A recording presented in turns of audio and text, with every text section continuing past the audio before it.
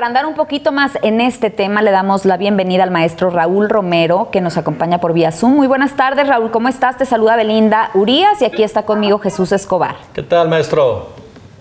¿Qué tal, Jesús? ¿Qué tal, Belinda? Buenas tardes. Un saludo a ustedes de su auditorio. Gracias a ti por acompañarnos en esta tarde. Y pues más que nada arrancarnos con qué opinas tú acerca de este video. ¿Qué es lo que realmente está pasando en Chiapas? Bueno, mira, son una serie de videos los que han estado circulando en redes sociales, en distintos medios. No me queda la menor duda de que se trata de una acción mediática del cártel de Sinaloa, lo cual habla de una sofisticación en sus estrategias de guerra, que ya no solamente son base social, que ya no solamente son confrontaciones armadas, que ya no solo son toda una industria económica de las economías criminales, trata de personas, tráfico de drogas, disputa por los territorios, sino que ahora también desde hace varios años ya, pero con esta particularidad ahora en Chiapas, entran a la disputa mediática de las narrativas, en donde hacen circular videos, estos que vimos de gente obligada yéndoles a saludar su ingreso, pero otros también muy terribles, donde incluso se pueden observar algunos operativos o operaciones ya de tipo militar. Una estrategia mediática que nos habla el nivel de guerra y el nivel de sofisticación, este tipo de coches también monstruos, como les llaman, que son prácticamente tanquetas artesanales armados por ellas, y que nos dejan ver el nivel de la guerra y de la confrontación que se está llevando a cabo en Chiapas. Hace ya por lo menos 2 años, en 2021, el Ejército Zapatista de Liberación Nacional nos habló de Chiapas al borde de la guerra civil, un comunicado duro donde puso nombres de los actores políticos y económicos que están en aquella disputa, y desde entonces a la fecha hemos visto cada vez un proceso de descomposición mayor.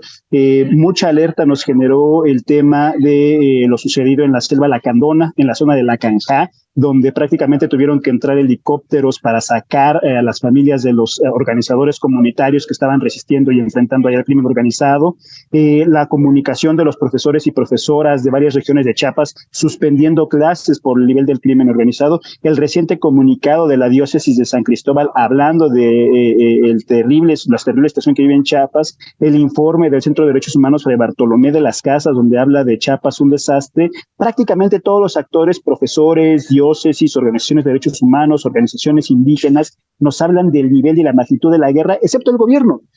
gobierno federal, y peor aún, excepto el gobierno local, se niegan a reconocer de esta terrible situación que estamos viviendo prácticamente en el estado de Chiapas desde hace 2 años, ya en este nivel que estamos viendo en los últimos días. Raúl, de entrada, ¿qué tanto está pesando en esta confrontación que vemos entre el cártel de Jalisco Nueva Generación, el cártel de Sinaloa, la ausencia del Estado, tanto federal como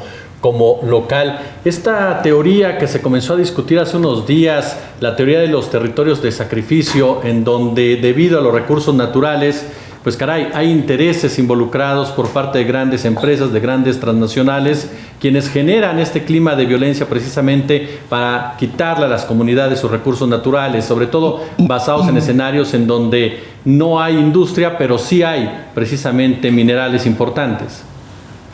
Sí, Jesús, mira, esta idea de las zonas de sacrificio, que es un concepto relativamente reciente, que ha tenido un impacto muy importante, principalmente en las zonas de los pueblos mapuches en el sur del continente, yo lo comparo más con esta forma de colonias internas que se dan en los países, un concepto del profesor Pablo González Casanova, de cómo hay colonias internas dentro de los mismos estados-nación que son destinadas por el Estado a las corporaciones económicas.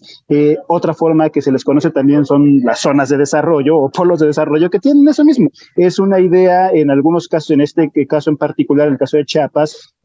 zonas que son entregadas prácticamente a corporaciones económicas, porque eso no hay que dejarlo de ver. Al final de cuentas, el crimen organizado es una corporación económica que tiene brazos armados, que tiene distintos mercados o distintos ingresos de distintas fuentes de economía criminal.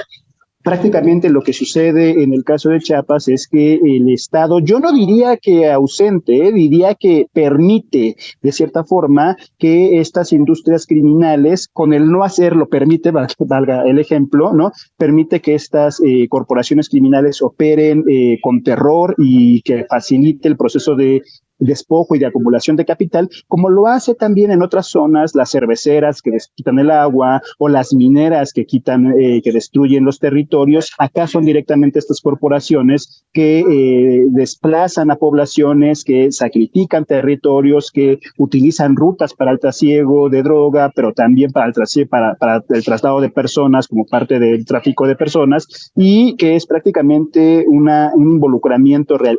El no hacer del Estado mexicano, yo siempre le acostumbro a señalar este dato de cómo es posible que Chiapas, siendo uno de los estados con mayor presencia de militares, con mayor presencia de la Guardia Nacional y remilitarizado a propósito del conflicto en 1994 con el Ejército Zapatista de Liberación Nacional, tenga este nivel de impunidad y este nivel de operación por parte de los grupos del crimen organizado. Si a eso sumamos también la operación abierta completamente de grupos paramilitares, pues nos daremos cuenta que Chiapas ha sido hoy uno de los bastiones que el Estado mexicano está ocupando para el despojo de territorios, para la extracción de recursos y para la represión de los movimientos populares, de los movimientos indígenas. Digamos que la violencia, más que nada como control social.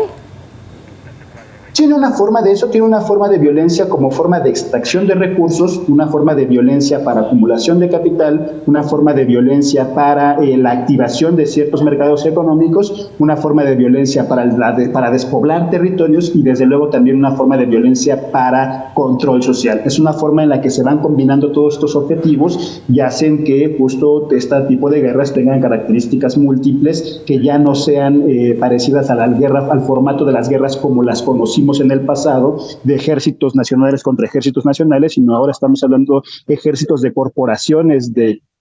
grupos armados de corporaciones criminales confrontados con otros ejércitos de otras corporaciones en las que las fuerzas del Estado funcionan a veces no solo como espacios de contención, sino también como espacios que permiten y dejan hacer este tipo de operaciones. Oye, Raúl, finalmente agradeciéndote de verdad estos minutos aquí en Noticias 360. La pregunta que tal vez ya no la respondiste, pero profundizándolo un poco, ¿por qué la autoridad parece que abandonó Chiapas? ¿Por qué parece que no hay gobernador? En pocas palabras, como bien lo señalabas, Rutilio Escandón tiene ya un tiempo que justifica, que pretexta, pero lo mencionabas, el ejército tiene una fuerte presencia, incluso cerca de donde entró precisamente esta caravana del cártel de Sinaloa, y es ahí donde a uno le quedan muchas dudas. ¿Qué está pasando por parte de las autoridades, tanto a nivel federal como estatal? Insisto, querido Jesús, en decir no solo por qué el Estado está ausente, sino por qué el Estado está dejando hacer este tipo de actividades. Me parece que esa es la gran pregunta y me parece que tiene que ver con una agenda internacional, con una agenda regional impuesta desde Estados Unidos, que tiene que ver con la necesidad del suministro de drogas, con la necesidad de control de personas migrantes, con la necesidad de despoblar territorios para la extracción de recursos, con la necesidad de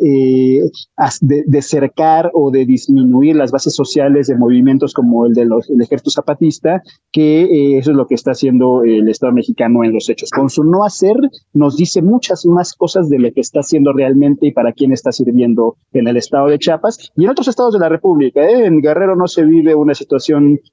tan distinta, ¿no?, como la que estamos viendo en el caso de Chiapas en estos días, pero que hemos visto de pronto estos niveles de violencia se van desplazando en distintos niveles, luego volvemos a Tamaulipas, luego volvemos a Veracruz, luego volvemos a Oaxaca, aunque Chiapas hoy tiene una característica principal, que es la zona de conexión con Centroamérica y la extensión de este proyecto regional norteamericano con su control territorial. Mi querido y admirado maestro Raúl Romero, te agradecemos muchísimo estos minutos para Noticias 360.